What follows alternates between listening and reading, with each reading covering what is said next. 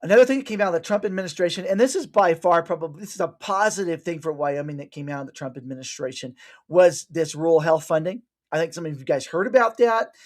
We have $205 million that is aimed at stabilizing rural health in Wyoming. You know, I have to step back from a principle standpoint on some of this stuff and go, this to me, life, health, safety, that's kind of like the role of government in my mind. Everything else, not the role of government. And boy, does government have its fingers in everything. That's a different topic, but I am thankful for this, for our rural health care, for our small communities that are struggling with access. Now, I want to know how this is going to be managed and administered. What I'm afraid of is bureaucracy and administration.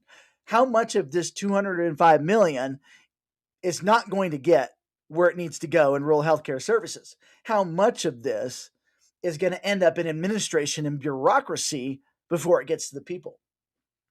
History tells me that a good deal of this will be wasted in those two areas, bureaucracy and administration, before it actually gets to our rural healthcare needs. So that would be one thing as governor that I would just not stand for.